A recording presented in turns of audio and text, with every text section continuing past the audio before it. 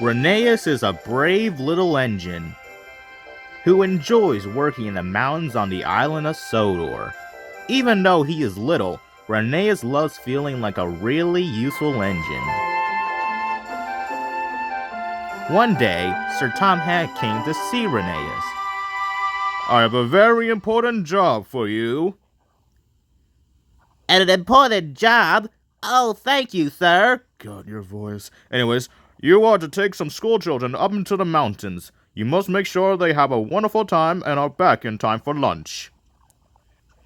Yes, sir. But Rheneas was worried. He wasn't sure he was good enough to make the trip special. When Rheneas arrived at the station, the children and the teacher were waiting on the platform. Rusty, how am I going to make the children's trip really special? God, your voice. I mean, you know the mountains better than any engine, Rheneas. But Rheneas wasn't sure his trip would be exciting enough. He felt like a very little engine indeed. Sir Topham Hatt had told Rheneas' driver to point out all the beautiful sights along the way.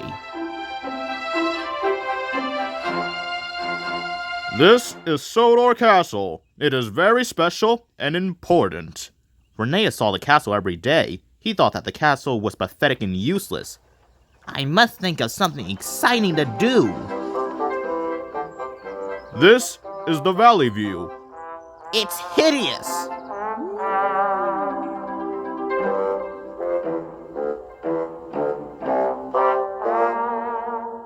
And here's the viaduct. Woo! Rheneas was still unhappy. The trip didn't seem wonderful to him at all. Must be special. Must be special. Meanwhile, Rusty was working on the Rocky Ridge line. Heavy rains had washed the ground from underneath the track. These lines are too bumpy and uneven. The tracks must be closed for repairs. Hey, why do you sound like me? Sound like who? Me! Must be special. Must be special.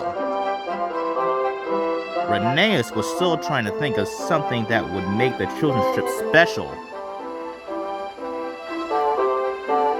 He didn't know the linesmen had forgotten to switch the points.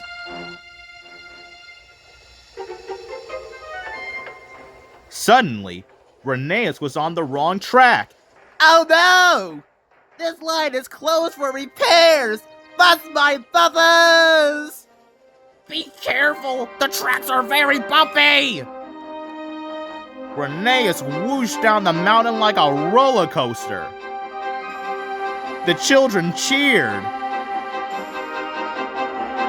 I got help! Rheneas puffed up the rocky ridge with all his might. His coach clattered and bumped and bounced along behind. And the children hooed and hawed. Rheneas huffed and puffed as hard as he could. He steamed across the trestle bridge. He was going so fast the teacher nearly lost her hat. Rheneas splashed under a waterfall. The children laughed happily, and the teacher covered her eyes. Help!